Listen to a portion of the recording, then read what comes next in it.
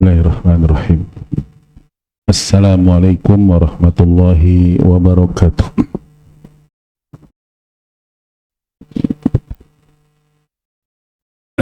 Innal hamdalillah nahmaduhu wa nasta'inuhu wa nastaghfiruh wa na'udzu billahi min syururi anfusina wa min sayyiati a'malina. Man yahdihillahu fala mudilla lah wa man yudlil fala hadiya lah. Wa ashhadu an la ilaha illallah wahdahu la syarika lah wa ashhadu anna Muhammadan abduhu wa rasuluh. Ya ayyuhalladzina amanu taqullaha haqqa tuqatih wa la tamutunna illa wa antum muslimun. Amma ba'du fa inna asdaqal hadithi kitabullahi ta'ala wa khairal hadyi hadyu Muhammadin sallallahu alaihi wa ala alihi wa sallam wa syarral umuri muhdatsatuha fa inna kulla muhdatsatin bid'ah wa kulla bid'atin dhalalah wa kulla dhalalatin finnar. Ma'asyiral muslimin wal muslimat rahimani wa rahimakumullah wa hadani Allah wa iyyakum. Alhamdulillahi rabbil alamin. Pagi hari ini pembahasan kita tentang kitab at-tauhid alladhi huwa haqqullahi 'alal 'abid. Kitab at-tauhid yang merupakan hak Allah atas hamba kita semua, karya Al-Imam Muhammad bin Abdul Wahhab At-Tamimi rahimahullahu ta'ala. Di akhir pertemuan kita selesai dari bab ke-22, babu ma jaa anna ba'dha hadhil ummati ya'budul awthan. Bab dalil-dalil tentang bahwasannya sebagian umat Islam menyembah berhala. Ini sudah selesai satu bab yang cukup panjang dalam beberapa kali pertemuan, dan pagi ini kita masuki bab berikutnya, bab 23, yaitu babu majaa fis sihri, bab dalil-dalil tentang sihir. Seperti biasa kita bacakan terlebih dahulu matan dari kitab at-tauhid.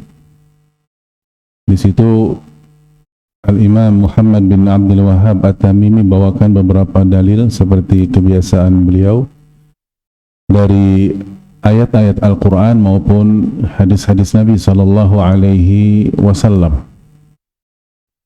Babu ma jaa fi sihri, bab yakni dalil-dalil tentang sihir, ya maksudnya tentang haramnya atau bahkan syiriknya perbuatan sihir. Wa qaulullahi ta'ala, ya, firman Allah subhanahu wa ta'ala.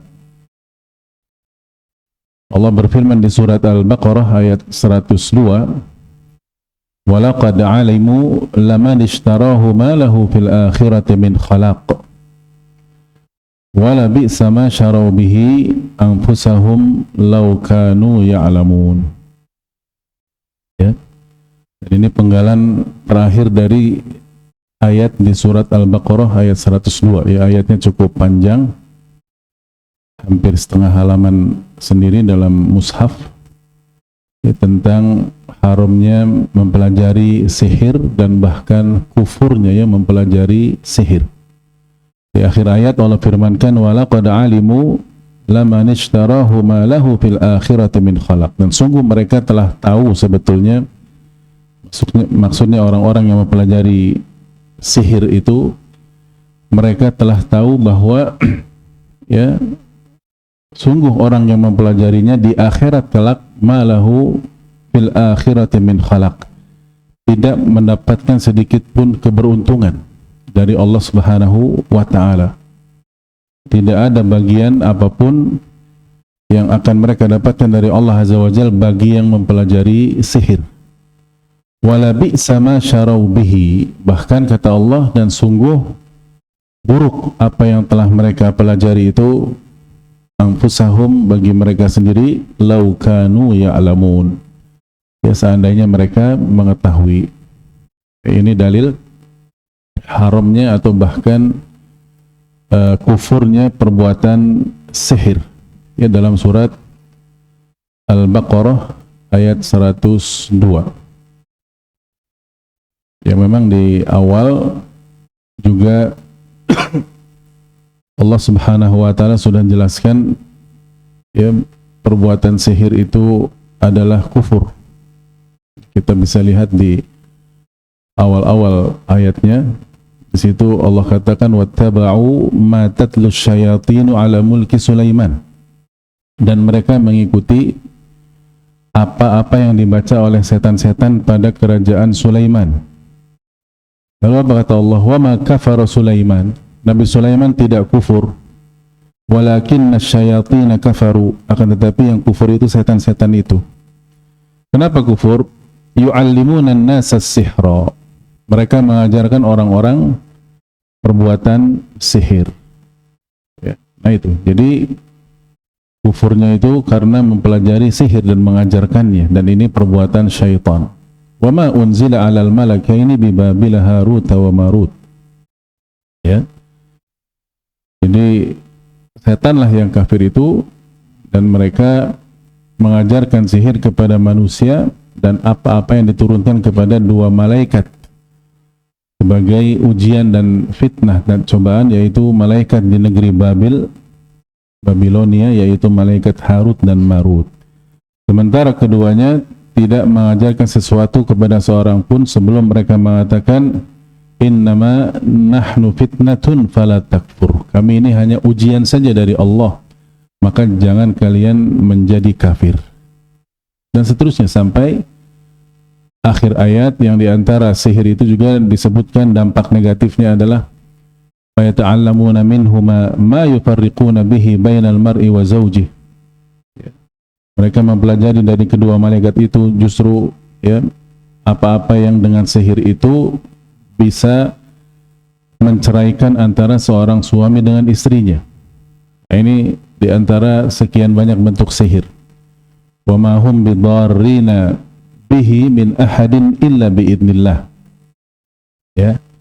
Dan sesungguhnya mereka itu, para tukang sihir itu, tidak memberikan madarat apapun dengan sihir mereka kepada seorang pun kecuali dengan izin Allah. Kemudian baru ayat terakhir yang tadi dibawakan oleh Syekhul Islam Muhammad bin Abdul Wahhab, wa yata'allamuna ma yadurruhum wa la yanfa'uhum, ya, mereka mengajarkan atau mempelajari sesuatu yang tidak memberikan madarat kepadanya dan juga tidak memberikan manfaat. Wa laqad alimu laman ishtarahu ma lahu fil akhirati min khalaq, sungguh mereka tahu, yakin bahwa siapa yang, yakni, menukarnya, membeli kitab Allah dengan sihir itu, tidak ada bagian apapun nanti di akhirat dari Allah Subhanahu wa ta'ala. Wala bi'sa ma syarau bihi anfusahum, dan sungguh amat buruklah perbuatan mereka yang menjual dirinya dengan sihir tersebut. Lau kanu ya'lamun, seandainya mereka mengetahui. Ini satu ayat yang pertama yang dibawakan oleh penulis Kitab Tauhid surat Al-Baqarah ayat 102. Kemudian wa qaulihi ta'ala, juga firman Allah Subhanahu wa taala di surat An-Nisa ayat 51, yu'minuna bil jibti wat taghuti wa yaquluna lil ladzina kafaru haula'i ahda minal ladzina amanu sabila. Ya, di surat An-Nisa ayat yang ke-51. Itu juga merupakan dalil, ya, yakni haramnya atau kufurnya perbuatan sihir. Yang penulis juga bawakan sebagian ayatnya. Di awal ayatnya Allah katakan, alam taru ilal ladzina utu nasiba alam taru ilal ladzina utu nasiban minal kitabi yu'minuna bil jibti wat taghut wa yaquluna lil ladzina kafaru haula'i ahda minal ladzina amanu sabila. Tidakkah kamu perhatikan ya orang-orang yang diberi sebagian ilmu kitab, ya, maksudnya al-Yahud yang cuma dikasih sebagian ilmu saja, akhirnya mereka apa? Yu'minuna bil jibti wa taghut. Mereka percaya kepada al-jibt dan at-taghut. Al-jibt menurut salah satu penafsiran ulama, diantaranya riwayat dari Umar bin Khattab nanti akan dibawakan, yaitu as-sihr, beriman kepada sihir dan taghut.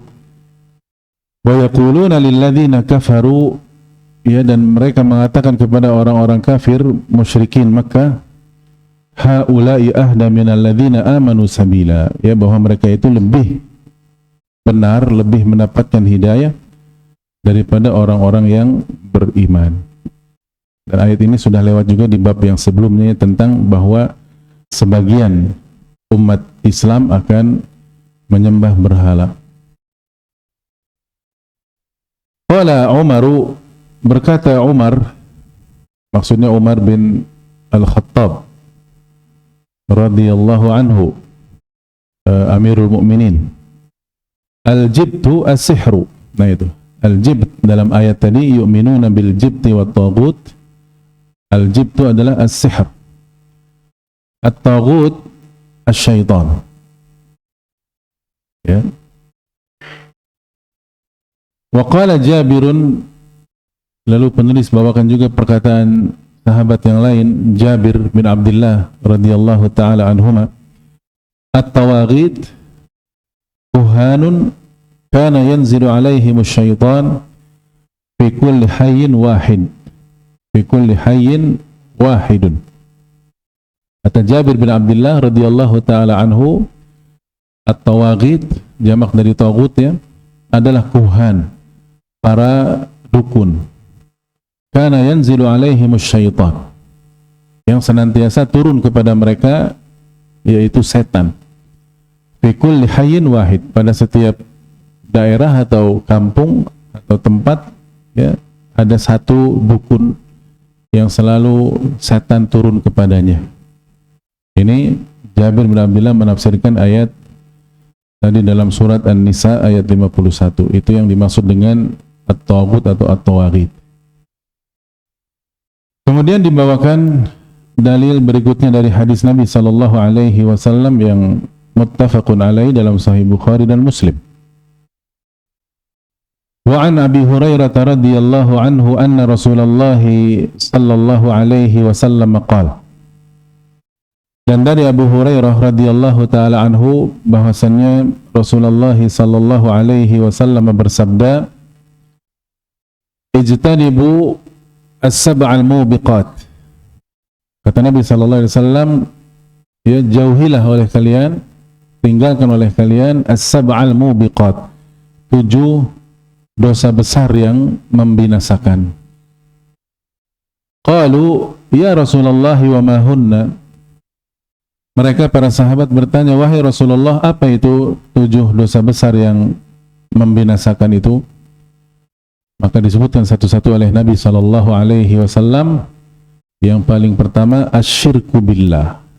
Ini dosa besar yang paling menghancurkan dan membinasakan pelakunya, yaitu syirik, menyekutukan Allah azza wa jalla. Yang kedua wasihru. Nah ini poinnya, sihir, ya.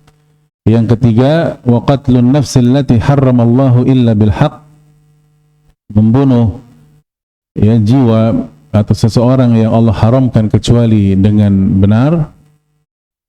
Yang keempat wa aklur riba, makan riba. Yang kelima wa aklu malil yatim, memakan harta anak yatim. Yang keenam wa tawalli yaumaz zahfi, berpaling atau kabur ketika berada di medan perang. Dan yang ketujuh wa qadful muhsanatil ghafilatil mu'minat, ya, menuduh kepada wanita mukminat yang baik-baik dengan tuduhan zina, ya, menuduh tuduhan yang tidak benar, yaitu berzina ataupun yang semisalnya kepada wanita-wanita yang salihat, yang mukminat. Ini satu hadis yang muttafaqun alaihi dalam Sahih Bukhari dan Muslim. Wa an Jundub marfu'an, kemudian beliau bawakan lagi athar dari Jundub, ya. Dan ini Jundub al-Khair al-Azdi, ya, qatilus sahir. Karena sahabat yang namanya Jundub ada beberapa. Ini Jundub al-Khair al-Azdi, ya, Jundub ibnu Ka'ab atau ibnu Zuhair, yang membunuh seorang atau tukang sihir di masanya. Marfu'an secara artinya bersambung kepada Rasul sallallahu alaihi wasallam, diperselisihkan oleh para ulama hadis apakah memang sahih dari Nabi SAW atau sampai beliau saja. Bahwasanya beliau mengatakan haddus sahiri darbuhu bisayf, haddus sahiri darbuhu bisayf, sahiri darbatun bisayfi, ya, hukuman untuk tukang sihir adalah dipukul dengan pedang. Ya, maksudnya dipenggal, ya, dibunuh. Rawahu Tirmidzi wa qala as-sahihu an mauquf. Imam Tirmidzi mengatakan bahwa yang sahih hadis ini sebetulnya mauquf, yaitu hanya sampai beliau, tidak sampai Rasulullah sallallahu alaihi wasallam. Jadi ini ijtihad beliau.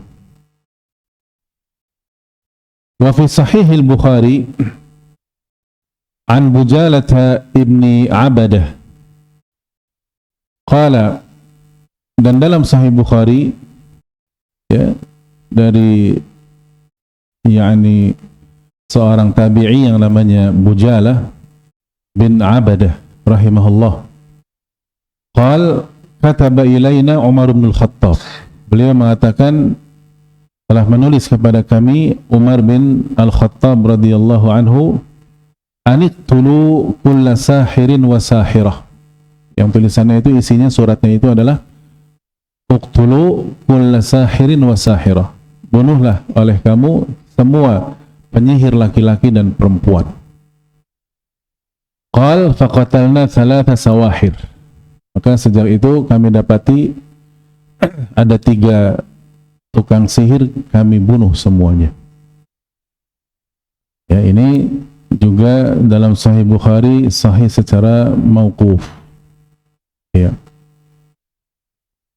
Kemudian asar berikutnya dibawakan lagi, wa sahha an Hafsah radhiyallahu anhuma, dan juga telah sahih dari Hafsah binti Umar, ya, radhiyallahu anhuma, annaha amarat biqatli jariyatin laha saharatha faqutilat.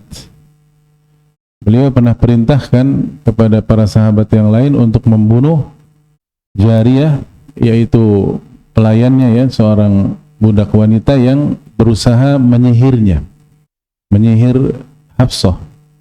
Lalu akhirnya ditangkap, ya, faqutilat, dan dibunuhlah wanita itu. Wa kadzalika sahha an Jundub, dan ini juga sahih tadi dari Jundub sudah, ya, namun kalau yang sebelumnya tadi dalam riwayat Tirmidzi itu perkataannya, namun perbuatannya juga sahih dari Jundub al-Khair radhiyallahu taala anhu. Qala Ahmadu, Imam Ahmad mengatakan, an thalathatin min ashabin nabiyyi sallallahu alaihi wasallam, itu semua sahih. Perbuatan itu, ya, artinya membunuh para tukang sihir tadi, sahih dari 3 sahabat Nabi sallallahu alaihi wasallam. 3 sahabat itu tadi, yang pertama adalah Jundub al-Khair, yang kedua Umar bin Khattab, dan yang ketiga Hafsah bintu Umar radhiyallahu taala anhum ajma'in. Nah, itu matannya baru, ya, baru matan dari Kitab Tauhid bab ke-23. Dan sekarang mari kita dengarkan, ya, syarahnya dari Fadilatul Syekh Muhammad bin Saleh Al-Utsaimin dalam kitabnya Al-Qaulul Mufid ala kitab tauhid. Dan di sebagian cetakan Al-Qaulul Mufid ini masuk ke jilid kedua, ya, masuk ke jilid kedua. Dan ini halaman awal-awal, halaman pertama di jilid kedua, yaitu babu maja'a fis sihri, bab, ya, dalil-dalil yang menunjukkan tentang haramnya atau kufurnya perbuatan syirik, sihir. As-sihru lughatan, sihir artinya secara bahasa adalah ma khafiya wa la tufasababuhu. Ini secara bahasa, yaitu segala sesuatu yang tersembunyi, ya, dan tidak terlihat sebabnya, ya. Itu secara bahasa dari kata as-sihr. Oleh karena itu, ya, waktu sepertiga malam terakhir menjelang subuh itu juga disebut waktu sahar, dan perbuatannya kalau orang makan sebelum subuh itu sahur, ya. Kenapa demikian namanya? Karena di waktu itu biasanya umumnya orang, ya, tidak terlihat berbuat apa, tersembunyi.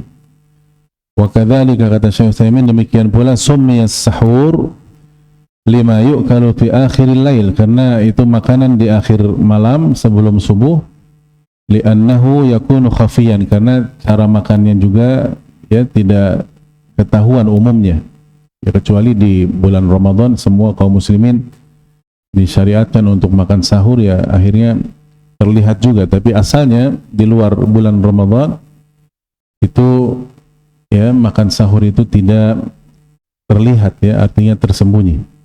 Fakullu syai'in khafiya sababuhu yusamma sihran, maka segala sesuatu yang sebabnya itu tersembunyi, tidak terlihat jelas, itu disebut sihir secara bahasa. Adapun secara istilah syar'i, maka sihir itu terbagi menjadi dua. Yanqasimu ila qismain, sihir itu ada dua macam secara syar'i. Yang pertama uqadun wa ruqa. Jadi sihir yang dimaksud yang pertama adalah uqad, yaitu bacaan-bacaan, dan ruqa dan jampi-jampi, ya. Dengan bacaan-bacaan tertentu, ya, qiraat dan talasim, yaitu bacaan-bacaan dan jampi-jampi tertentu, si tukang sihir yatawassalu biha sahiru ila istikhdami syayatin. Ya, lafaz-lafaz tersebut, jampi-jampi itu mendatangkan setan. Makanya nggak difahami biasanya. Bahasanya juga aneh-aneh. Atau bahkan kelihatannya seperti pakai bahasa Arab atau ayat-ayat, tapi sudah dimodif, ya, oleh tukang sihir tadi. Sudah direkayasa dan dimodifikasi.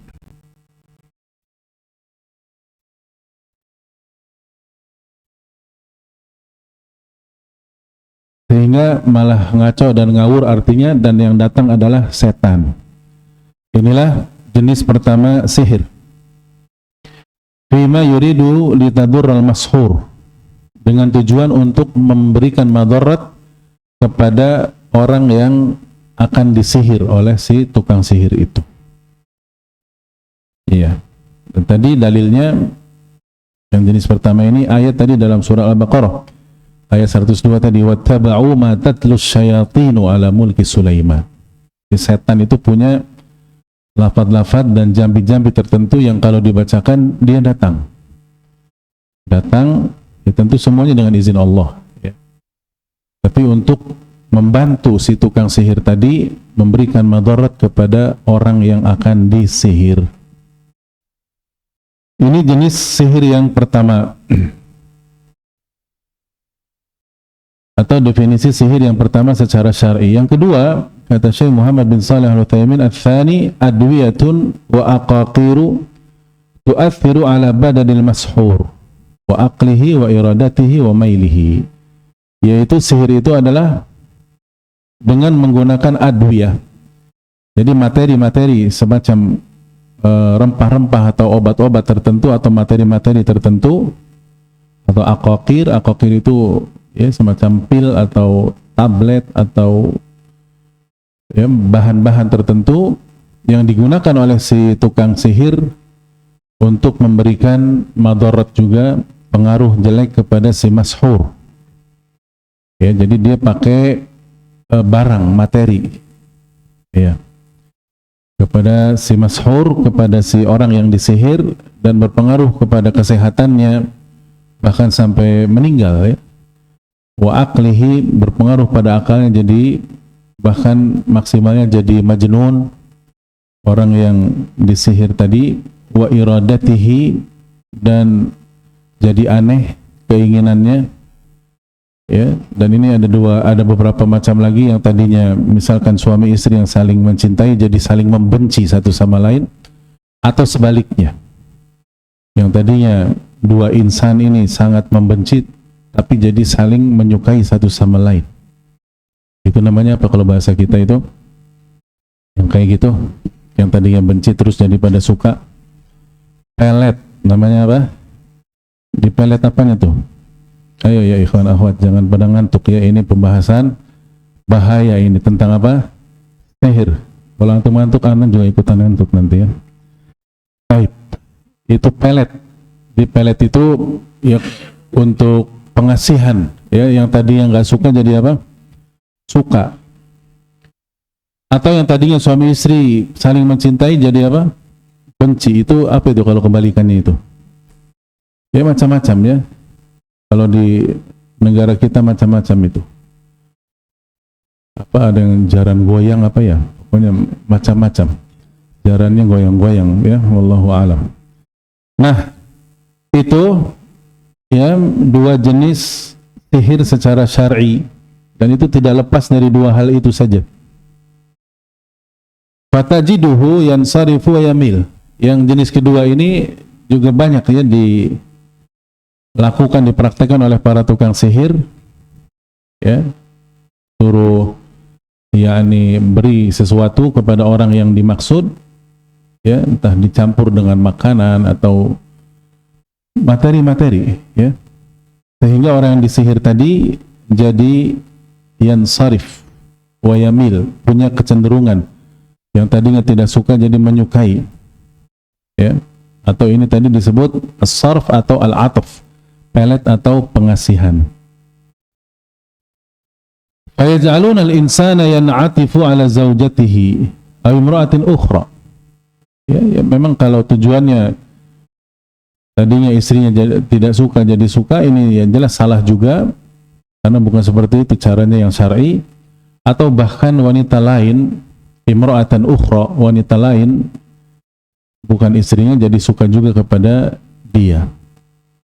Bahkan si laki-laki ini dikatakan hatta yakuna kal bahimah, bisa jadi seperti hewan ternak.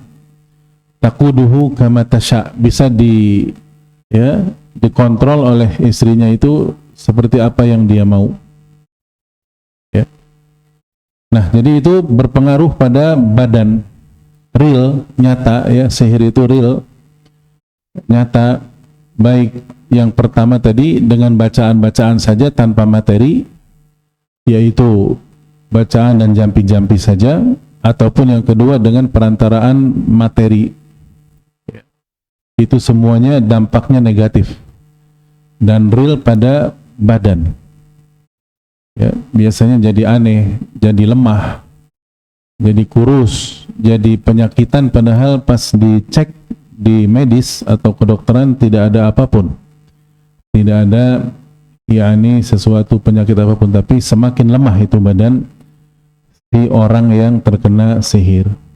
Bahkan bisa dijahati dengan hal-hal yang lebih buruk lagi, seperti ditanam di perutnya paku-paku yang besar-besar, atau kawat, atau beling. Ya itu masuk dari mana coba ya? Paku beton ya, yang 10 cm itu, Pak Ade tahu ya, gede-gede sekali. Itu bisa masuk dan banyak ya, sampai 1/4 kilo masuk ke ke usus. Haula wala quwwata. Ini jahatnya apa? Sihir. Jahatnya sihir. Ya, orang kesakitan tentunya ya. Kan nggak mungkin makan paku dan pakunya utuh. Kemudian juga kawat berduri yang biasanya untuk di atas tembok itu ada di mana? Di perut. Inna lillahi wa inna ilaihi raji'un. Ini jahatnya tukang sihir yang menggunakan bantuan-bantuan syaitan. Akhirnya apa? Bi'id'afihi, ya, sakit, lemah, syai'an fa syai'an, sedikit demi sedikit, hatta yahlik, sampai mati. Nah itu.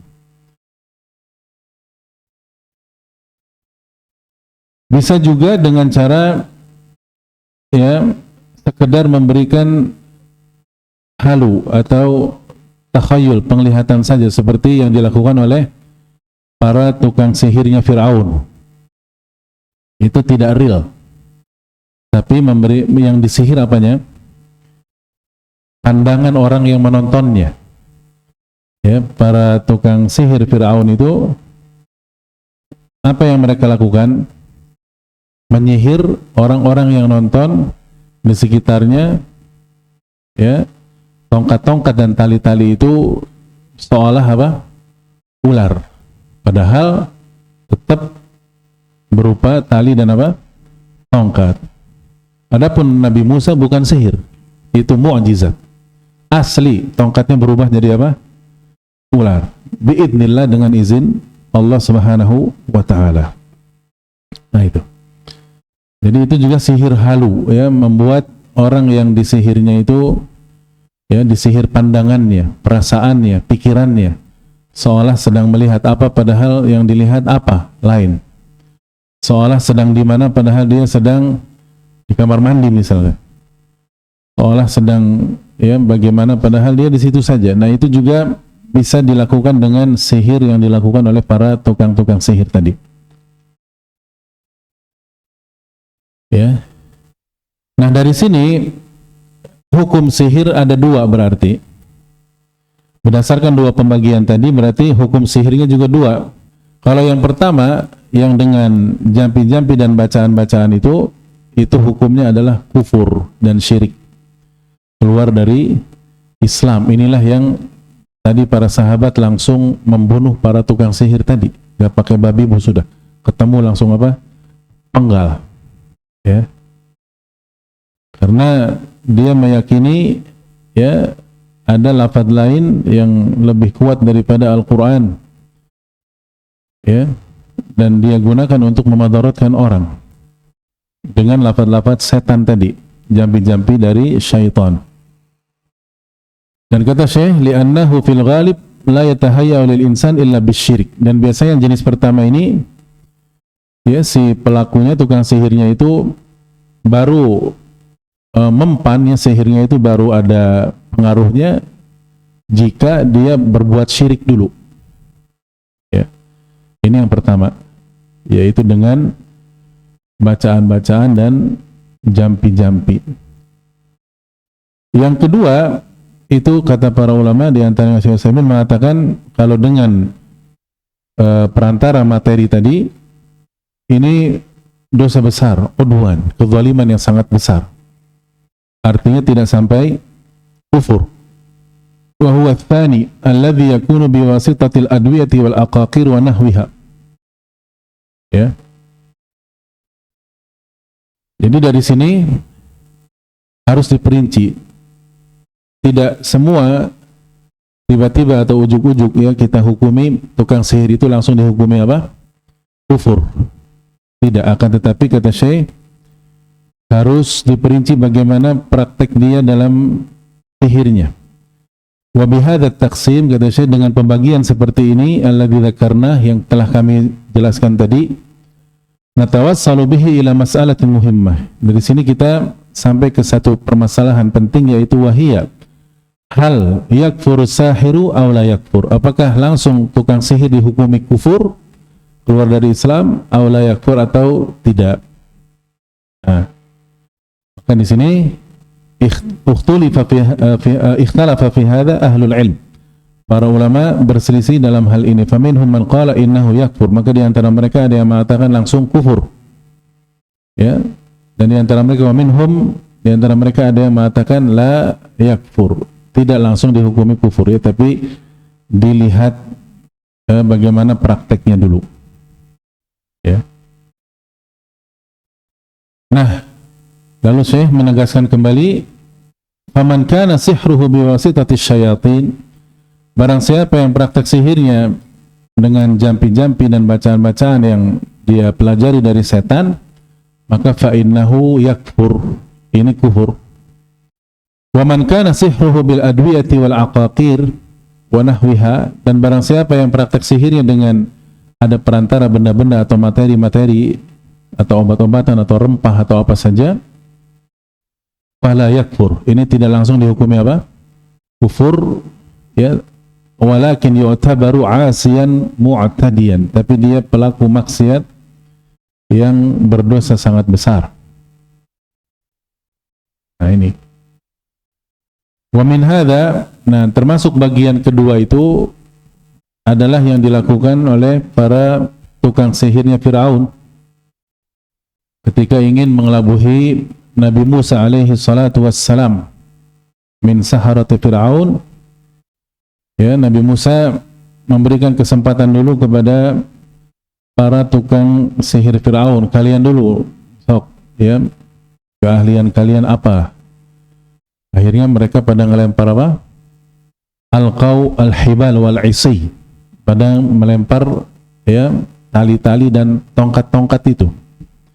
Fakana yukhayyalu ilaihi min sihrihim annaha tas'a. Nah, di sini dikatakan oleh Allah bahwa sihir mereka hanya yukhayyal saja. Pakai materi tertentu, ada zat atau barang tertentu yang membuat orang halu, membuat orang melihat sesuatu yang bukan hakikatnya. Seolah tali-tali tadi seperti apa? Ular. Tas'a, bergerak. Wa annaha hayyat, ya, macam-macam ularnya, ada yang besar, ada yang kecil, tergantung tongkat apa tali kecil, ya. Wa hiya fil haqiqati laysat bihayyat, dan pada hakikatnya itu bukan ular. Jadi yang dimainkan apanya? Penglihatannya, visinya, visual matanya.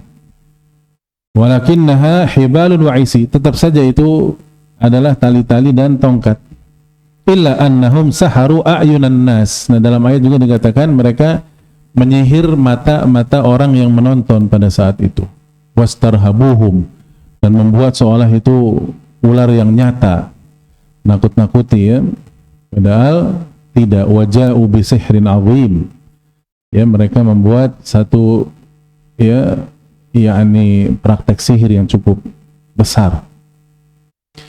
Adapun Musa alaihi salatu wassalam, maka disuruh oleh Allah untuk melemparkan tongkatnya dan dilahap semua tali-tali dan tongkat mereka yang memang aslinya tali dan tongkat. Kemudian disuruh untuk mengambil kembali yang tadinya sudah berupa ular. Awalnya Nabi Musa takut, kemudian ambil saja, akan berubah menjadi apa lagi? Tongkat lagi. Sudah tidak usah takut. Al-muhim, kata Syekh, ya, yang penting dari sini dua-duanya, dua jenis sihir tadi, baik itu yang pertama dari setan langsung dengan jampi-jampi atau bacaan-bacaan, ataupun yang kedua dengan bantuan materi tertentu, ini semuanya berpengaruh dan berdampak negatif bagi yang terkena. Ya, yu'athiru bila syak, lakinnahu la yaqribul a'yan ila a'yanin ukhra. Ya,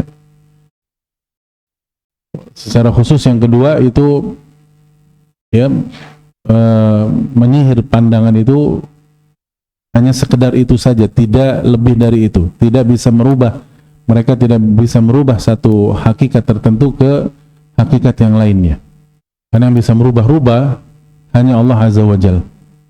Makanya yang bisa merubah tongkat aslinya Nabi Musa, tongkat jadi ular, cuma Allah Azza wa Jalla. Dan Nabi Musa pun nggak ngerti itu bedanya mukjizat sama sihir ya. Kalau sihir itu dipelajari, sihir itu bisa terjadi di apa kan? Dipelajari. Cara mempelajarinya biar semakin mantap. Bagaimana sihir itu? Semakin pelakunya itu harus syirik, itu nanti sihirnya makin apa? Makin mantap. Waliyadzubillah, ya. Mukjizat atau karamah, kalau mukjizat itu pada para nabi dan rasul, kalau karamah pada selain mereka, pada orang-orang soleh, itu tidak bisa dipelajari, ya. Artinya dia datang dengan sendirinya dengan izin Allah, ya, tentunya dengan iman di pelakunya untuk membantu dia melawan musuh-musuh Allah, ya, begitu. Itu bedanya yang paling nampak antara apa? Mukjizat dan sihir, atau karamah dan sihir. Jadi hal-hal yang luar biasa itu memang kesamaannya satu, yaitu apa? Luar biasa, ajaib. Tapi tidak semua yang luar biasa bagus, ya. Kita harus pasangkan kepada Al-Quran dan Sunnah. Misalkan ada pada seseorang terjadi hal yang luar biasa, kita lihat orangnya dulu. Ini orang ini siapa ini? Ya, kata Imam Syafi'i, "Idza ra'aita rajulan yamshi 'alal ma' aw yatiru fil hawa fa'aridu halahu 'alal kitabi was sunnah kama qala." Kalau kamu melihat ada orang bisa berjalan di atas air atau bisa terbang di udara, maka a'ridu, ya, lihat kondisinya berdasarkan Al-Quran dan Sunnah, ya. Ternyata ini orang sholat aja nggak pernah misalkan, ya, bahkan juga maksiat melulu, bahkan, tapi sakti mandraguna ini bisa apa tadi? Terbang, bisa berjalan di atas laut, ya. Ini berarti dia mempraktekkan apa namanya? Setan. Ini berarti dia tukang sihir alias dukun. Tapi ternyata kalau ada orang, Masya Allah, dia sesekali bisa, ya, melakukan hal yang aneh, ya, karena memang kondisinya terdesak, dia dikejar musuh, terus dia bisa terbang. Dan dia orang soleh, bertauhid, imannya bagus, mempraktekkan sunnah. Berarti ini apa yang terjadi pada dirinya? Karamah. Karamah, ya. Jadi gak semua yang aneh-aneh itu langsung kita, ya, percayai langsung. Biasanya kan orang awam begitu, ya, ini orang aneh, ayo pada berobat begitu, ya, pada datang ke situ. Bahkan anak kecil ada dulu, ya, tahun berapa itu? Siapa namanya? Oh iya, ya, pokoknya begitulah, ya, sampai anaknya sampai sakit-sakit juga karena kecapean, ya, menghadapi banyak orang. Allah wala quwwata illa billah.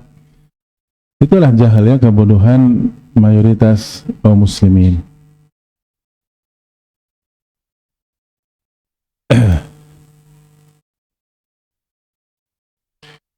Kemudian Syekh juga mengatakan, wa idza qala qail,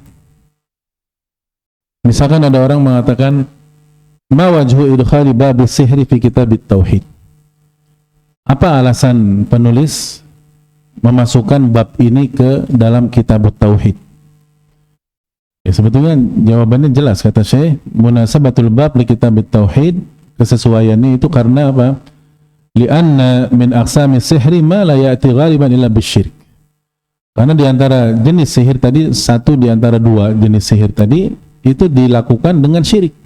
Dan syirik bertentangan dengan apa? Tauhid. Syirik bertentangan dengan tauhid. Makanya dibahas tentang bahayanya sihir. Iya. Fasyayatin la takhdimul insana ghaliban illa limaslahah. Setan itu tidak mau membantu orang kecuali untuk kemaslahatan dia. Kemaslahatan si setan, yaitu biar sama-sama nanti masuk jahanam. Kan setan itu, iblis sedang apa sekarang? Sedang rekrutmen. Ya, ayo siapa yang mau sama saya, liyakunu min ashabis sa'ir, supaya kita bareng-bareng nanti masuk di mana? Sa'ir. Ya, naudzubillahi min dzalik.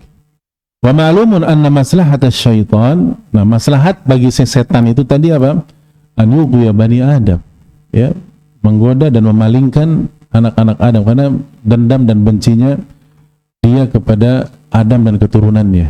Gara-gara Adam dia dikeluarkan dari mana? Dari surga. Wa yudkhiluhum fi syirki wal ma'asi. Dari sinilah letak kesyirikan dan maksiatnya. Kemudian ikhwan akhwat fillah rahimani wa rahimakumullah, yu'minuna bil jibti wat taghut. Qala Umar, ya, penjelasan al-jibti wat taghut sekarang.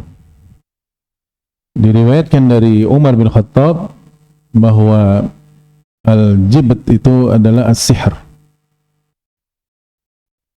Dan ayat ini konteksnya terkait dengan orang-orang ahlul kitab, yaitu Yahud terkhusus. Dan Yahudi adalah orang-orang yang paling dekat dan paling banyak berbuat sihir sejak zaman Nabi Sallallahu Alaihi Wasallam, bahkan sejak zaman Fir'aun, ya, sejak zaman Nabi Musa alaihi salatu wassalam, Bani Israel. Ya. Walihada fa'ina sahiran Nabi SAW. Oleh karena itu ada seseorang di zaman Nabi yang sempat berhasil menyihir Nabi Sallallahu Alaihi Wasallam. Namanya siapa? Labid bin Al-A'sam, itu Al-Yahudi. Dari situlah Allah turunkan Mu'awwidhat, ya, 3 surat perlindungan, yaitu apa saja? Al-Ikhlas, Al-Falaq, dan An-Nas. Maka Nabi pun kembali sehat walafiat walhamdulillah. Ya, lihat, sihirnya bisa menyihir siapa coba? Ini berarti dahsyat ya sihirnya. Nabi SAW kena, apalagi kita mati barangkali langsung, ya. Nabi SAW terkena sampai akhirnya Allah turunkan ayat-ayat Mu'awwidhat. Wa humul ladzina ta'allamus sihra. Mereka itulah Bani Israel itu, Yahud, yang mempelajari sihir sejak dulunya. Wadda'au anna Sulaiman alaihi salam 'allamahum iya. Dan mereka mengklaim, ya, mengatakan bahwa yang ngajarin mereka sihir itu Nabi Sulaiman. Ini kurang ajar, ya. Padahal kan kata Allah, wa ma kafara Sulaiman. Nabi Sulaiman tidak apa? Tidak kufur dengan mengajarkan sihir. Sulaiman memang Masya Allah Nabi yang luar biasa, ya. Itu Nabi paling luar biasa, Nabi Sulaiman alaihi salatu wassalam, dari sisi keajaiban-keajaiban yang Allah berikan kepada beliau, mukjizat yang banyak. Berupa apa? Misalkan kerajaan yang sangat besar. Anak buahnya siapa? Jin dan setan.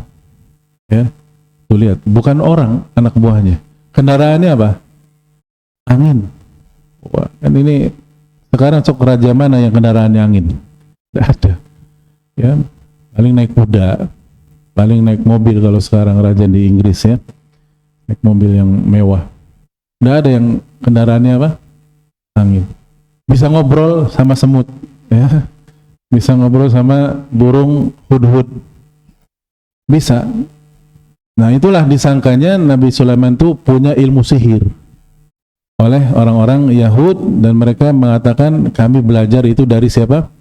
Sulaiman. Padahal sama sekali wa ma kafara Sulaiman walakinna syayatina kafaru. Yang mengajarkan sihir, yang kufur itu adalah setan.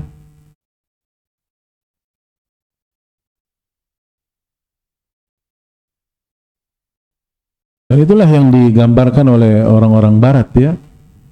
Bahwasanya mereka para magician, ya, para ahli magic.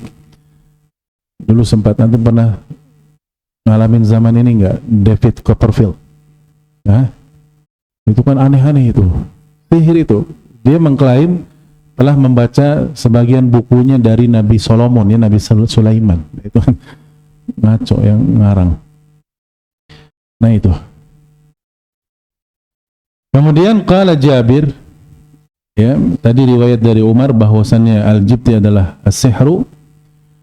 Sekarang perkataan Jabir, at-tawaghit, jamak dari taghut, adalah kuhanun kana yanzilu alaihim syaitan fi kulli hayyin wahidun. Jadi taghut itu adalah, kata Jabir bin Abdullah radhiyallahu anhu, kuhan, yaitu para tukang, para dukun, ya, yang setan turun kepada mereka, yang di masa itu setiap kampung, setiap daerah ada satu dukun yang setan selalu turun kepadanya. Dan taghut sebetulnya lebih luas dari itu definisinya ya, bukan hanya dukun. Tapi juga kata Ibnu Qayyim, taghut itu artinya adalah ma tajawaza bihil 'abdu haddahu min ma'budin aw matbu'in aw muta'. Ma tajawaza bihil 'abdu haddahu, segala sesuatu yang seorang hamba melampaui batasannya selaku hamba. Berupa hamba yang bagaimana? Ada 3 macam hamba ini yang dikatakan taghut. Yang pertama adalah ma'bud, dia rela, ridho disembah. Yang kedua, matbu', diikuti, banyak pengikutnya dan dikultuskan oleh para pengikutnya. Dan yang ketiga, muta', yaitu ditaati. Ya, apapun perintahnya pokoknya langsung ditaati oleh para pengikutnya. Ini 3 ini disebut apa? Taghut.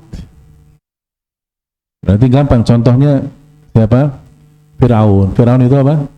Taghut.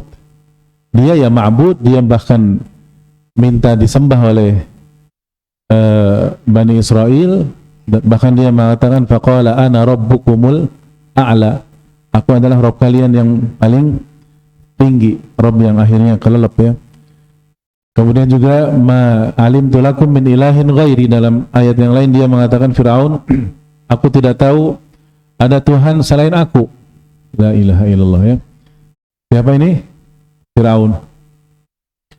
Dia juga matbu', diikuti oleh bala tentaranya, dan dia juga muta', ditaati. Ini Firaun. Ya. Nah, sekarang pertanyaannya, bagaimana dengan Nabi Isa alaihi salatu wassalam? Apakah taghut? Tidak.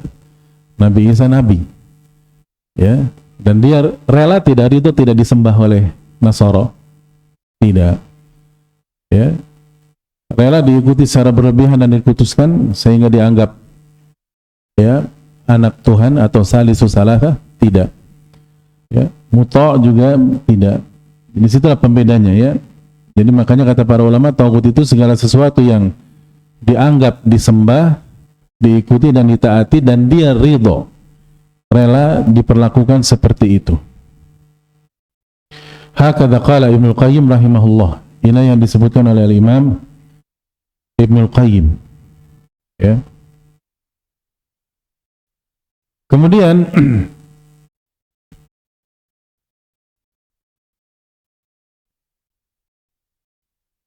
berikutnya ya, karena ringkas ya, Syekh mensyarah panjang lebar sekali.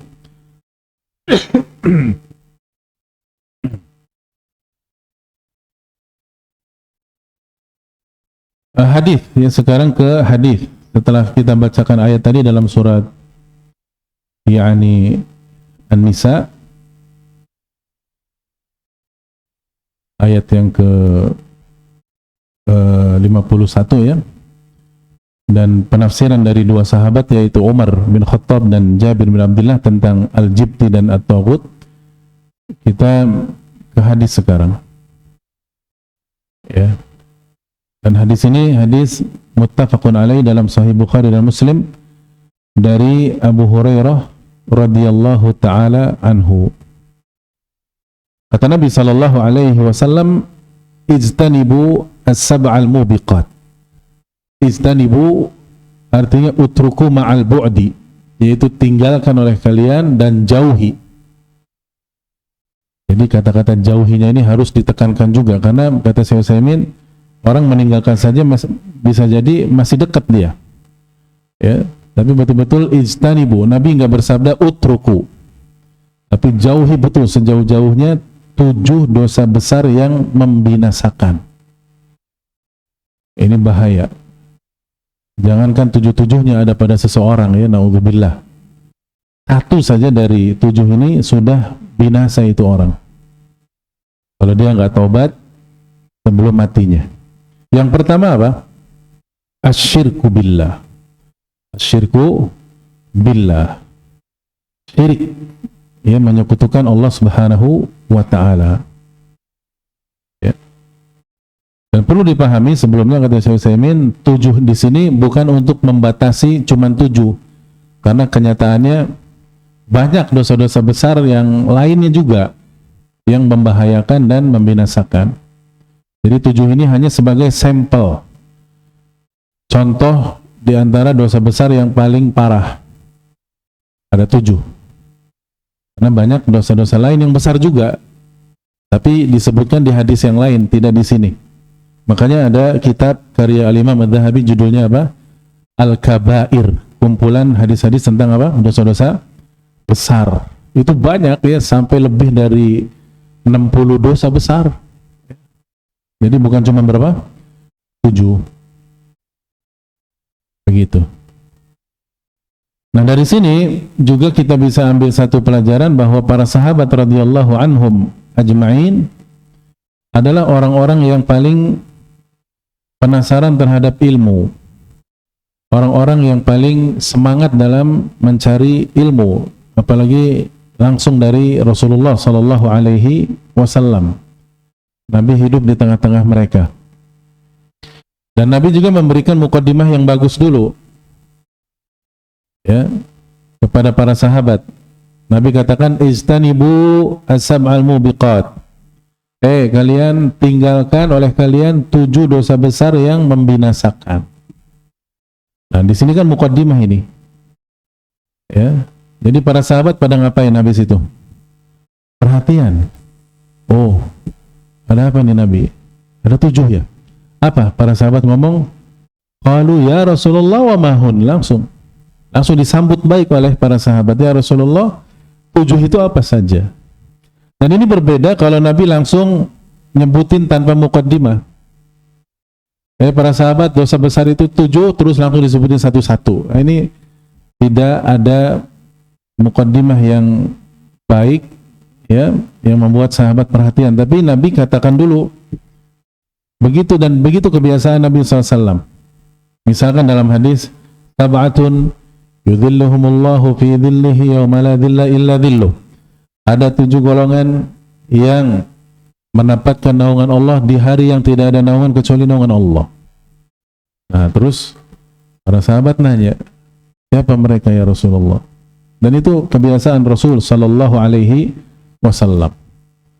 Juga seperti thalathatun la yukallimuhumullahu yaumal qiyamah. Ada 3 golongan orang yang tidak diajak bicara oleh Allah nanti pada hari kiamat. Wala yanzuru ilaihim, tidak dilihat oleh Allah. Wala yuzakkihim, tidak disucikan oleh Allah. Walahum adzabun alim, dan bagi mereka adab yang pedih. Orang jadi perhatian, ada 3 nih, siapa saja. Nah, di sini juga sama, 7 yang wajib dijauhi oleh kita, yaitu 7 dosa besar yang membinasakan. Yang pertama, asyirku billah. Yang pertama, asyirku billah. Ini membinasakan sekali, yaitu menyekutukan Allah Azza wa Jalla. Menyekutukan atau berbuat syirik kepada Allah Azza wa Jalla dengan sesuatu yang lain, yaitu di situ ada taswiyah, ada menyamakan hak Allah dengan makhluknya. Dan ini sikap kurang ajar yang paling besar dilakukan oleh musyrik kepada Allah Subhanahu wa ta'ala. Karena Allah nggak bisa disamakan dengan makhluk. Allah itu khalik, sementara ketika dia menyembah yang lain itu berarti menyamakan hak penyembahan. Makanya ya, ketika orang-orang musyrik menyesal di jahanam, ketika ditanya kenapa kalian masuk jahanam, ya apa, idnu sawwikum bi rabbil alamin, ya kami samakan kalian dengan Rabbul Alamin dulu waktu di dunia. Di situ ada taswiyah, taswiyatul ghairillahi billah, menyamakan selain Allah dengan Allah. Ini adalah apa? Syirik. Dan dalam hadis Abdullah bin Mas'ud, ya, ketika beliau ditanya, Nabi SAW ditanya, ma a'zamudz dzanbi ya Rasulullah, apa dosa besar yang paling besar ya Rasulullah? Yaitu apa? An taj'ala lillahi niddan wa huwa khalaqak. Engkau jadikan bagi Allah sekutu, terikat, syirik, sementara engkau tahu Allah yang ciptakan kamu. Ya, hadis dalam Sahih Bukhari dan Muslim. Makanya syirik itu dosa besar yang kalau pelakunya mati belum bertaubat kepada Allah, tidak akan diampuni selamanya. Dalam surat An-Nisa ayat 48 dan ayat 116. Allah berfirman, innallaha la yaghfiru an yushraka bihi wa yaghfiru ma duna dzalika liman yasha. Ya. Dan syirik memang, kalau kita katakan syirik berarti syirik dalam uluhiyah, syirik dalam peribadatan, tapi ternyata juga syirik di sini mencakup 3 jenis syirik yang lainnya, syirik dalam rububiyah, syirik dalam uluhiyah, dan syirik dalam asma was sifat. Ini bisa terjadi. Jadi kalau ada orang menyembah selain Allah, ya dia musyrik. Musyrik syirik uluhiyah dalam ibadah. Kalau ada orang meyakini bahwa ada orang lain yang bisa mengatur alam semesta, musyrik dalam asma was sifat. Ada orang meyakini bahwasannya ada raja yang duduknya sama seperti Allah duduk bersemayam di atas arsy-Nya, berarti ini musyrik dalam asma was sifat, dan begitu seterusnya. Ada orang meyakini bahwasannya ada orang juga yang bisa menurunkan hujan, bisa menghidupkan, mematikan, ini berarti syirik dalam tauhid rububiyah. Iya. Ini tidak akan diampuni kalau pelakunya mati dalam kondisi belum bertaubat kepada Allah dari kesyirikan. Ya. Bahkan Nabi kita Muhammad saja terancam kalau berbuat syirik akan gugur dan batal semua amalannya. Ya, di dalam surat Az-Zumar Allah berfirman, la in asyrakta la yahbatanna amaluk wa la takunanna minal khasirin. Kamu wahai Muhammad, kalau berbuat syirik semua amalmu itu gugur. Ya, wala takunanna minal khasirin, dan kamu pasti menjadi orang-orang yang rugi. Ya. Kemudian apa ayat berikutnya? Balillaha fa'bud. Allah sajalah kamu sembah, wa kun minasyakirin, dan jadilah orang-orang yang bersyukur pada Allah Azza wa Jalla. Ini yang pertama, jadi syirik ini dosa yang paling dahsyat, yang paling besar, yang orang akan celaka dunia akhirat kalau dia tidak bertaubat dari syirik. Yang kedua, inilah poinnya, as-sihr. Ya. Termasuk dosa besar yang membinasakan. Dan di sini umumnya sihir baik jenis yang pertama ataupun yang kedua, apakah langsung dengan bantuan setan dengan lafaz-lafaz yang berasal dari syaitan, ataukah dengan materi-materi tertentu tadi. Iya. Ini sama saja dua-duanya membinasakan dan tidak boleh.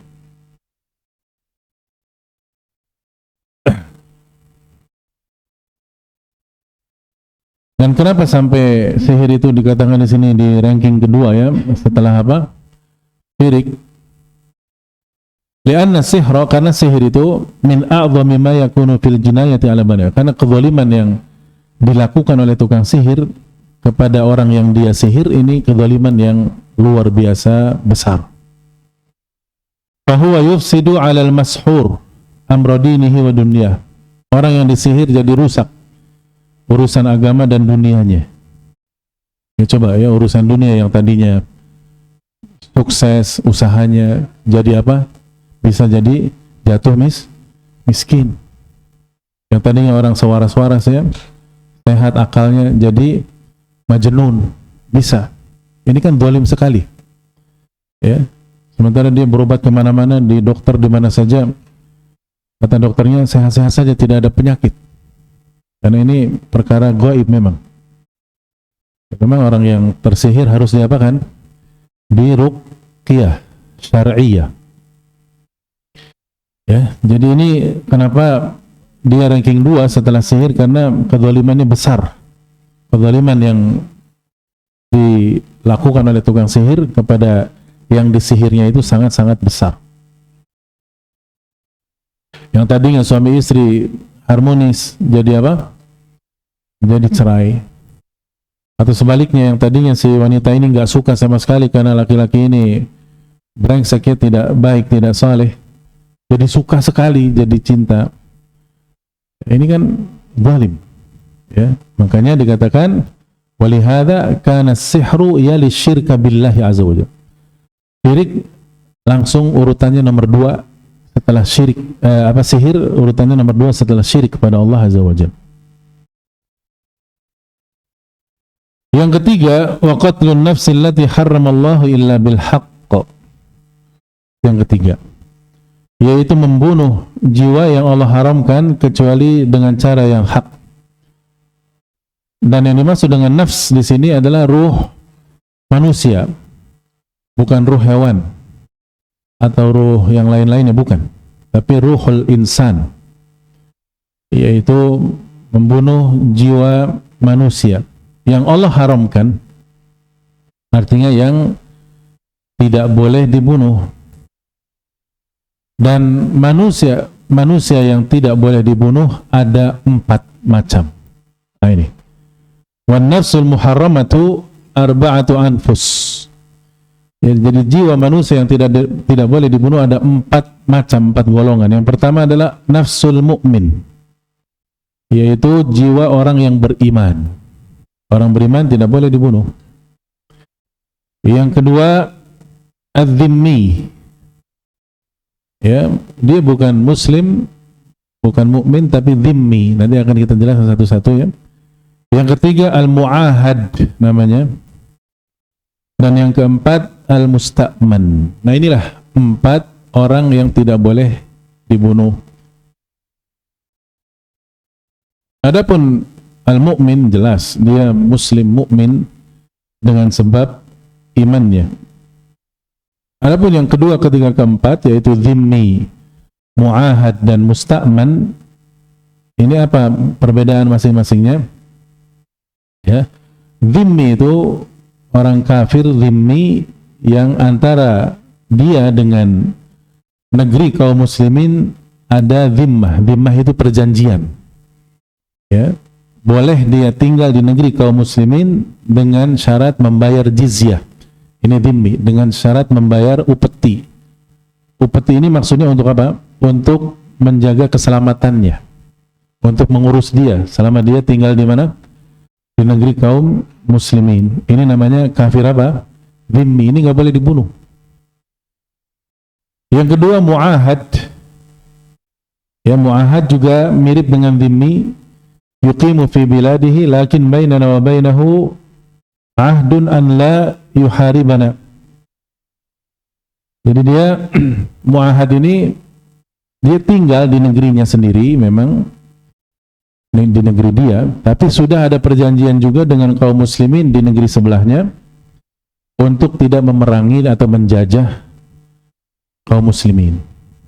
Ini namanya mu'ahad. Jadi tidak boleh kaum muslimin tiba-tiba menyerangnya atau membunuhnya. Ini namanya mu'ahad. Dan yang satu lagi, ketiga, apa tadi namanya? Musta'man. Diambil dari kata aman atau aman, yaitu keamanan. Artinya, huwa alladhi laisa bainana wa bainahu ahdun lakinnana amannahu fi waqtin mahdud. Jadi ada dalam dia itu dalam masa keamanan dalam jangka waktu tertentu, ya. Artinya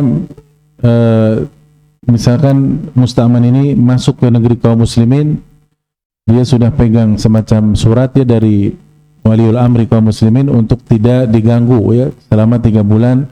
Ada keperluan misalkan ya di negeri kaum muslimin, terus keluar lagi. Ini harus aman dia.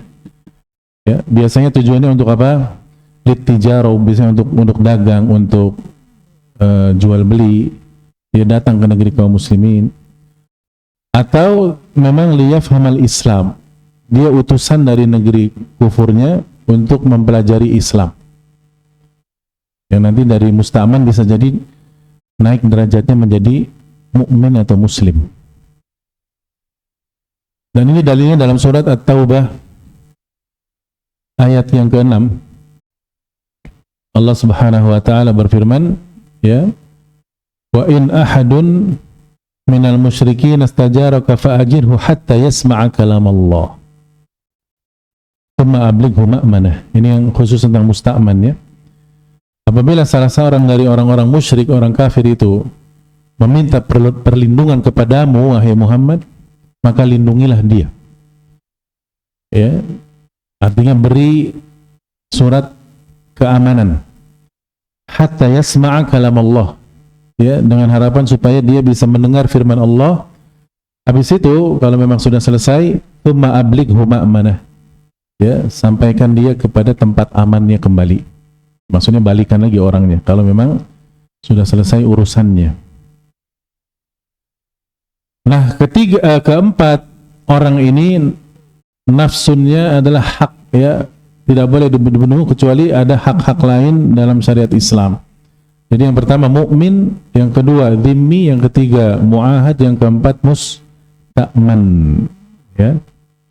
Bahkan ancaman dari Nabi cukup berat, ya, orang yang membunuh kafir dhimmi atau muahad atau musta'man itu, kata Nabi, ya, man qatala muahadan, ya, lam yarah raihatal jannah, siapa yang membunuh kafir muahad maka justru dia tidak akan mendapatkan bau surga,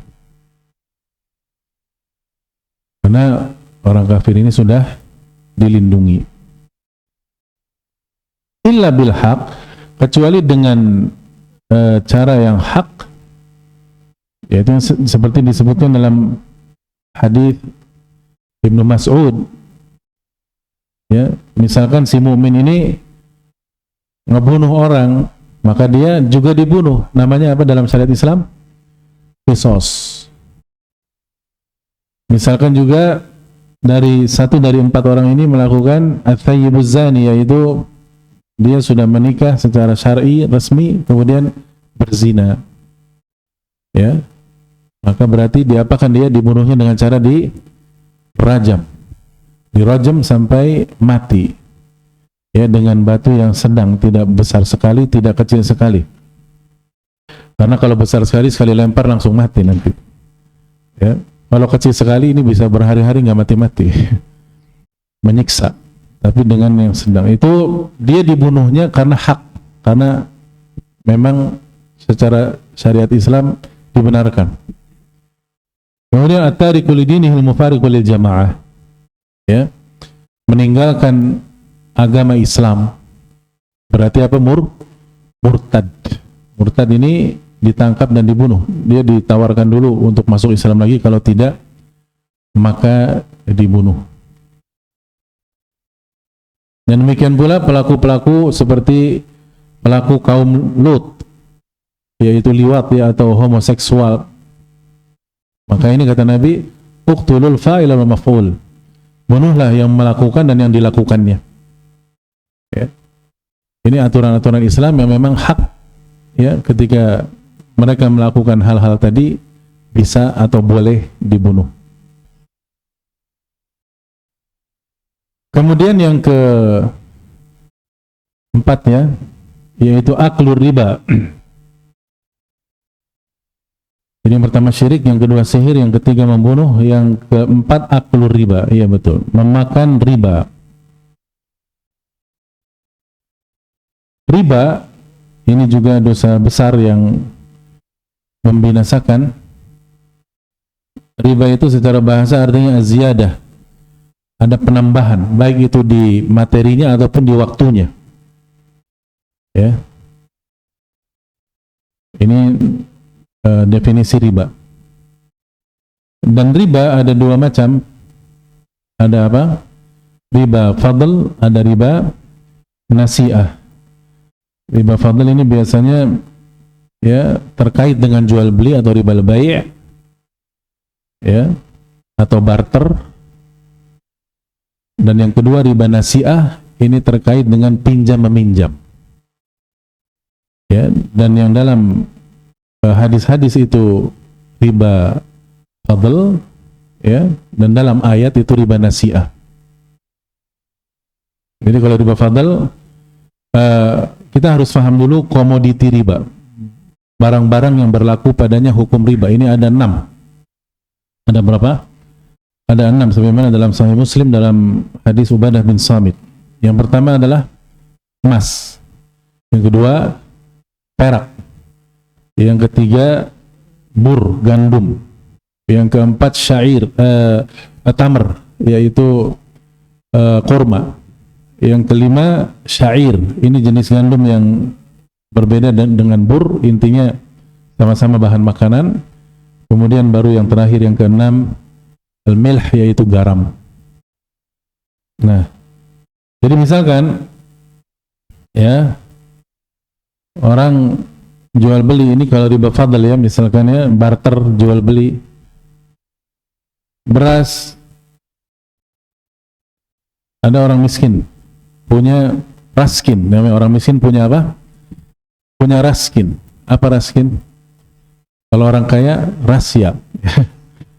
Orang miskin karena kesehariannya makan beras miskin yang tidak enak, dia punya misalkan punya 5 kilo. Ingin mencicipi berasnya orang kaya, beras Cianjur, Masya Allah. Tentu 5 kilo beras miskin sama 1 kilo beras Cianjur bisa jadi lebih mahal yang 1 kilo, atau nggak usah 1 kilo lah. Misalkan dia ingin makan beras yang enak, orang miskin ini, dia datang kepada orang kaya, Pak, saya punya beras tapi jelek, ini 2 kilo, saya minta 1 kilo aja, barter, jual beli, tukar, boleh tidak? Tidak boleh. Ini riba fadl, ya, tidak boleh, karena ilatnya satu, sama, yaitu bahan makanan, dan yang kedua jenisnya apalagi masih sama. Dan ini terjadi di zaman Nabi SAW, ya, ketika Bilal memberikan kepada Nabi kurma yang bagus, ya, barni. Nabi heran, kok Bilal bisa ngasih apa? Kurma bagus. Kamu dari mana ini, Bilal? Ya. Jadi ceritanya gini, ya Rasulullah, saya punya kurma jelek, saya tukar sama ini, dan ini saya hadiahkan ke kamu, kepadamu ya Rasulullah. Apa kata Nabi? Allah riba. Oh ini riba, jangan. Ya. Jadi itu apalagi satu komoditi, maka berlaku padanya 2 jenis riba. Riba fadl tidak boleh, ya. Riba nasiah pakai jangka waktu juga tidak boleh. Ya. Jadi beras harus ditukar dengan beras sama, walaupun yang satu jelek, yang satu apa? Bagus. Tidak boleh lebih kuantitasnya. Kualitas tidak diperhitungkan, ya. Yang diperhitungkan apa? Kuantitas. Nah sekarang contoh lain, ya, tadi dahab, ya, dan fiddah. Ini ilatnya adalah thumaniyah, yaitu alat tukar. Ini harus sama juga. Contoh nanti kasus yang akan terjadi biasanya dan sudah terjadi di musim lebaran, ya. Tukar duit, ya, 100 ribuan merah dengan 2 ribuan. Berapa biji 2 ribuannya? Berarti 50 lembar. Terus karena cari keuntungan diambil nggak 50 lembar. Berapa? 45 lembar. Ya kan? Boleh tidak? Boleh tidak? Haram. Ini riba fadl. Haram. Karena masih satu ilat dan bahkan satu jenis, yaitu sama-sama rupiah. Karena kasih contoh yang lain. Antum punya duit 1 juta rupiah, pengen punya dolar Amerika Serikat, Masya Allah. Jangan dolar lah, ya, jelek, ya. Real. Tukar antum 1 juta dapat berapa real? Misalkan sekarang 1 real berapa? 4.000 lah, 4.000 rupiah 1 real. Jadi dapat berapa kira-kira? 1 juta? Ya cuman 250 apa? Real. Boleh? 1 juta dengan 250 real? Boleh tidak jawabannya? Boleh. Tapi dengan syarat yang kedua, harus apa? Harus cash, harus najiz, ya, harus cash yadan biyadin. Tidak boleh ada jeda apa? Waktu. Jadi saya bayar dulu misalkan 1 juta, nanti realnya besok, ini nggak boleh. Yang akan besok, ya, 5 menit ke depan nggak boleh. Karena harus apa? Yadan biyadin. Karena satu ilat tapi beda jenis, maka berlaku padanya riba nasi'ah. Ya. Sekarang anak kasih contoh yang lain. Antum punya duit berapa? Misalkan 100.000 mau beli buah jeruk di depan rumah Hana ya, di depan rumah Pak Heri ya. Ada tukang apa? Tukang buah. 100.000 dapat berapa kilo?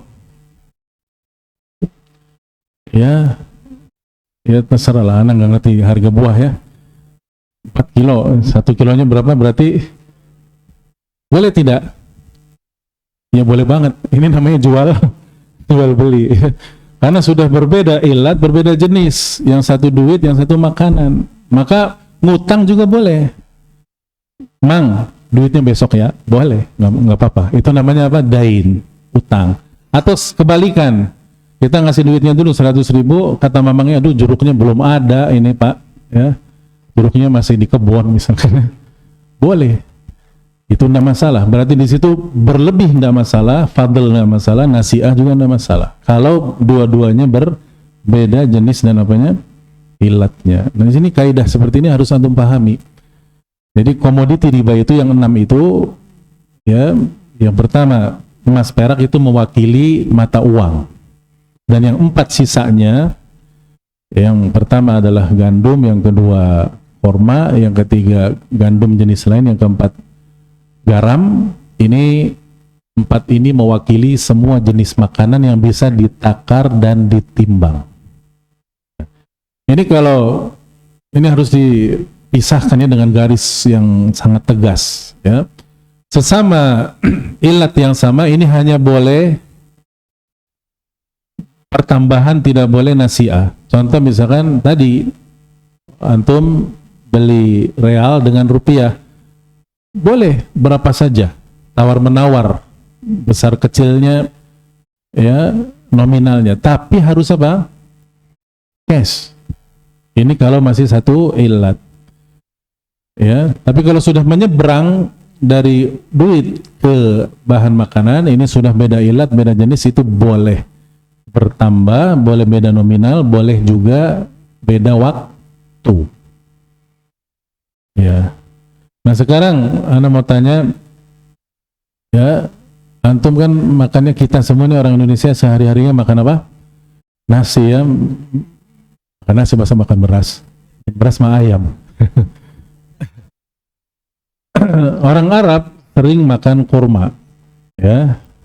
Nah antum punya beras masih mentah ya, Masya Allah, 1 karung tuh berapa kilo? 10 kilo lah misalkan. Antum pengen makan kurma seperti orang Arab. Nah 1 karung beras, antum pergi ke orang Arab, ini saya punya beras nih, kamu kan barangkali ya Bapak Arab ya, barangkali bosan kurma, nih saya punya apa? Beras, nanti kasih saya ke kurma. Ya boleh lah, boleh, kata orang Arab tadi, boleh ya. Berapa? Ya terserah lah, pokoknya saya pengen apa?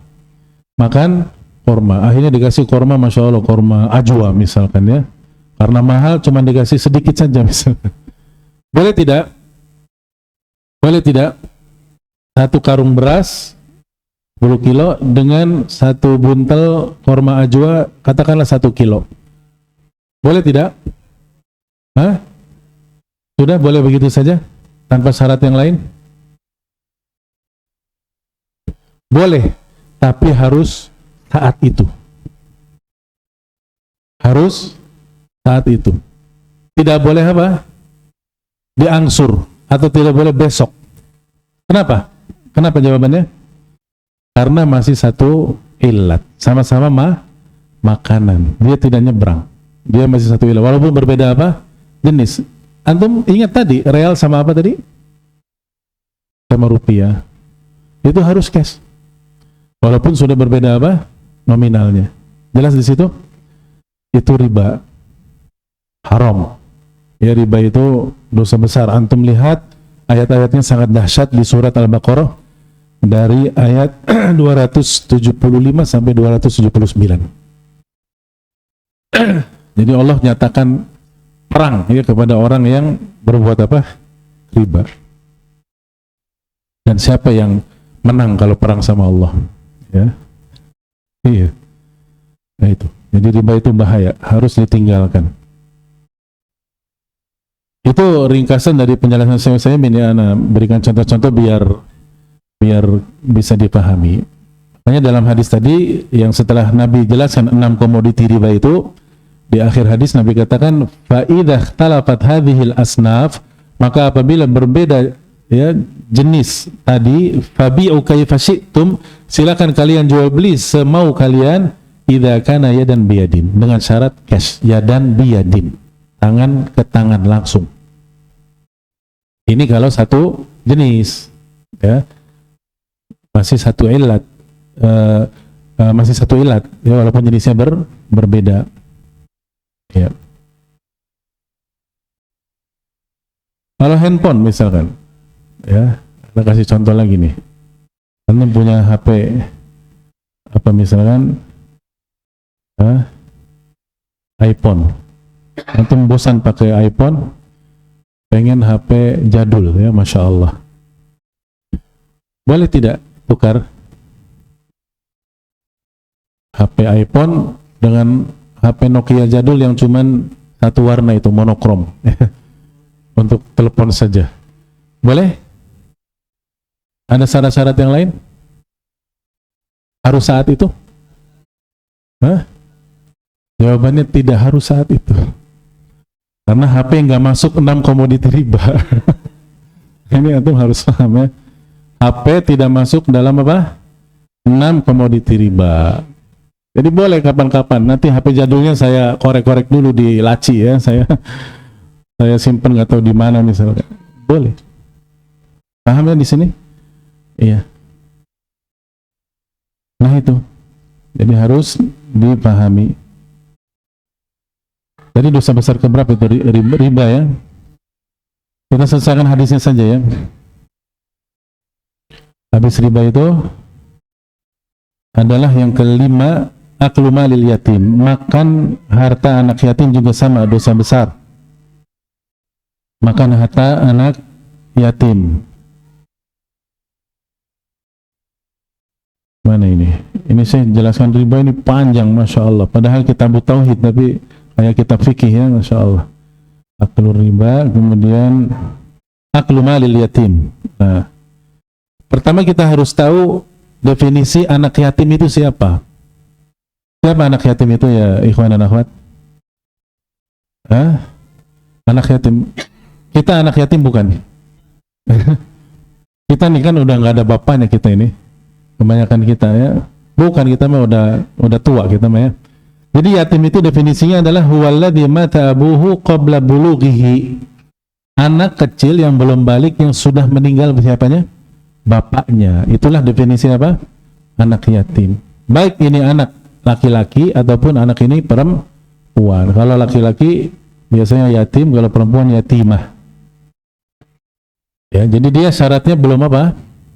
Belum balik. Kalau kita mah udah ya. Iya. Jadi belum balik. Nah, kalau sekarang yang meninggal ibunya, jadi bapaknya masih ada malah. Anak ini ibunya meninggal. Disebut anak yatim bukan? Jawabannya apa? Bukan. Bukan anak yatim. Kenapa anak yatim itu cuman bapaknya saja yang meninggal ya, yang dikatakan anak yatim? Karena diambil dari kata yutim. Al-yutmu itu artinya perlindungan, dan dalam keluarga yang melindungi keluarga itu siapa? Dan memberikan nafkah itu siapa? Ayah, bapak. Makanya yang disyaratkan itu yang bapaknya meninggal, baru disebut anak ini anak apa? Yatim. Al-yutim itu dia yang memberikan perlindungan, memberikan al-kasab, yaitu nafkah. Itu ayah. Ketika ayah tidak ada, lemah, maka anak yatim wajib diperhatikan. Apalagi sampai memakan harta anak yatim, ini dosa besar, nggak boleh. Ya misalkan bapaknya tajir melintir ya, bapaknya. Tahu tajir melintir? Ya, kaya. Ini kan tetap meninggal. Anak ini masih kecil. Nah, berarti kan warisannya turun kemana? Anak ini. Kalau istrinya masih ada, istrinya juga dapat 1/8 ya. Nah itu. Sisanya misalkan anak ini cuma satu laki-laki untuk dia semua. Nah, ini nggak boleh dimakan hartanya. Tidak boleh dimakan hartanya. Karena betapapun kaya dia, belum bisa dia untuk menggunakan hartanya dengan baik. Belum bisa. Kalau mau peliharalah anak yatim. Inilah yang dianjurkan oleh Rasulullah sallallahu alaihi wasallam. Kata Nabi sallallahu alaihi wasallam, "Ana wa kafilul yatimi kahatain fil jannah." Saya dan yang memelihara, menyantuni anak yatim seperti ini di surga. Dan Nabi sambil merenggangkan jari telunjuk dan jari tengahnya. Jadi bahaya makan harta anak yatim karena ini larangan Allah. Allah berfirman di surat An-Nisa ayat 10 dan ancamannya berat, ya innal ladzina yakuluna amwalal yatama, sesungguhnya orang-orang yang memakan harta anak-anak yatim zulman, apalagi secara zalim, innama yakuluna fi butunihim naro, sesungguhnya dia sedang memakan api neraka ke dalam perutnya. Ya. Dan wasayaslauna sa'ira, dan kelak dia akan masuk neraka sa'ir. Yang kelima, dosa besar yang kelima yang membinasakan, keberapa ini? Keenam ya, afwan. Tadi yang yatim kelima ya, syirik, sihir, membunuh, makan riba, makan harta anak yatim. Nah sekarang yang keenam, wattawalli yaumaz zahfi, yaitu kabur atau berpaling ketika peperangan berkecamuk ya di medan perang. Ya.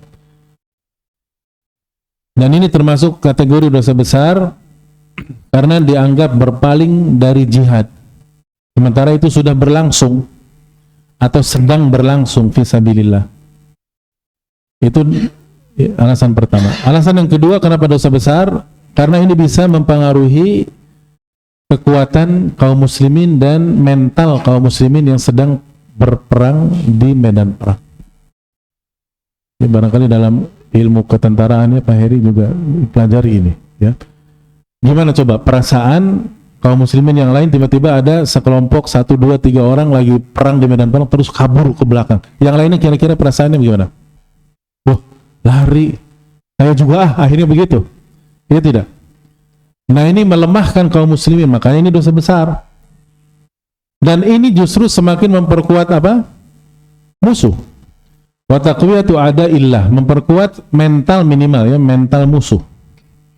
Dan akhirnya yuaddi ila hazimatil muslimin, mengakibatkan kekalahan kaum muslimin. Ya, dan ini Allah firmankan di surat Al-Anfal ayat yang ke-16.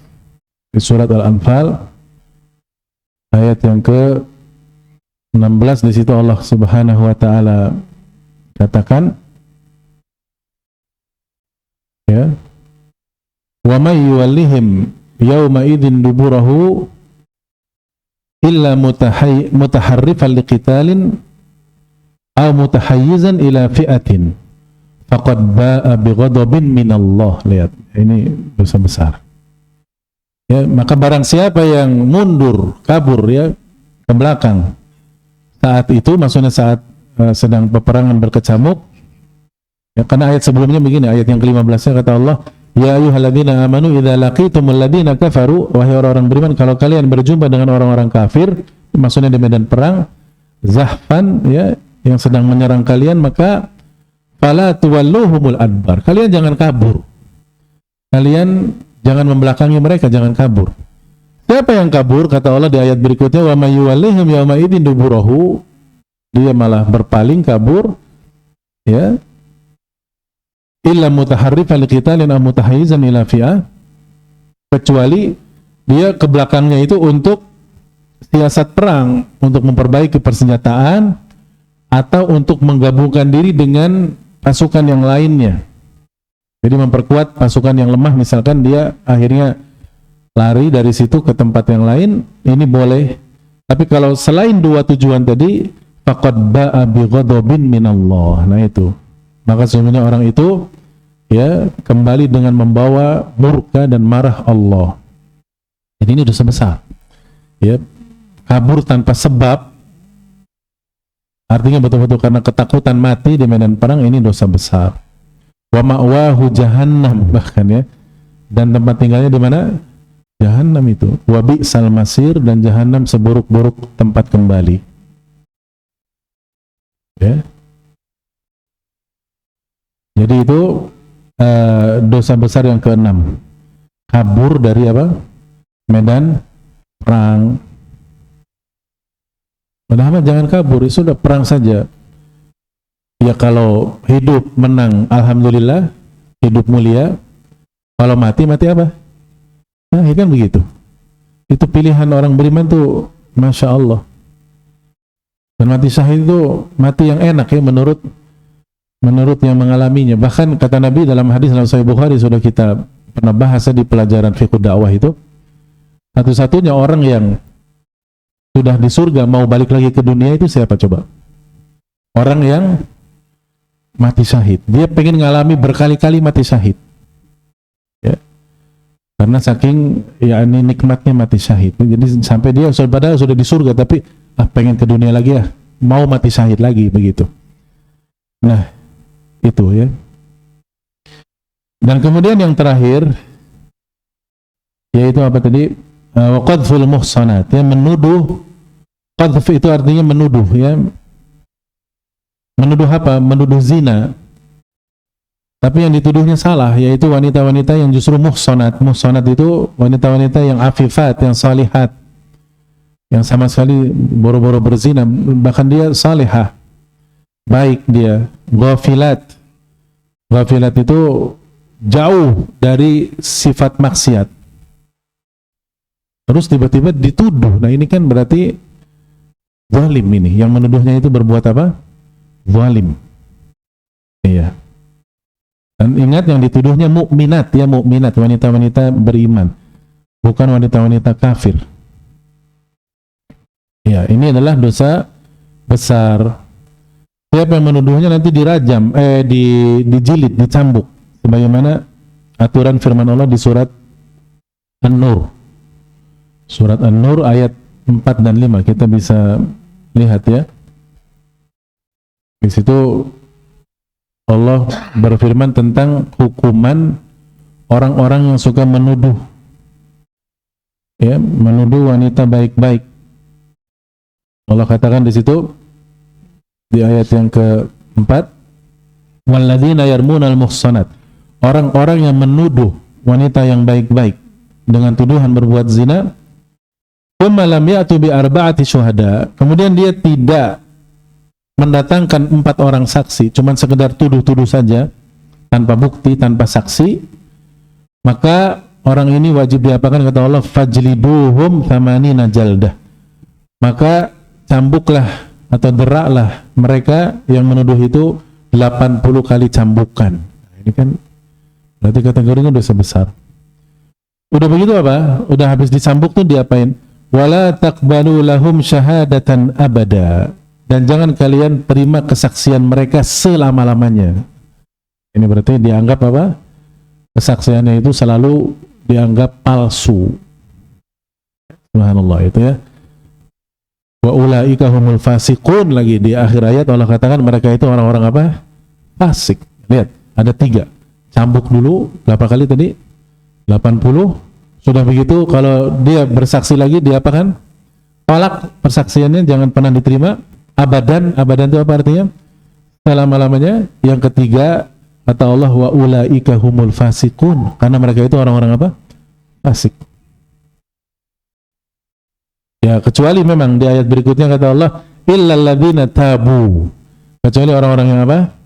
Tobat, tapi tobatnya harus taubatan nasuha min ba'di dzalik wa aslahu, dan dia mengadakan perbaikan, ya, ingat, memperbaiki dirinya, yaitu enggak lagi-lagi berbuat begitu, dia selalu jujur akhirnya. Maka ingat, fa innallaha ghafurur rahim, Allah Maha Pengampun lagi Maha Penyayang. Iya, baru ayat berikutnya itu permasalahan fikih tentang li'an, ya, masalah li'an, melaknat. Nah itulah ikhwanan akhwatullah, sampai situ dulu ya, sampai penjelasan hadis muttafaq alaih tentang 7 dosa besar yang membinasakan. 7 dosa besar yang membinasakan.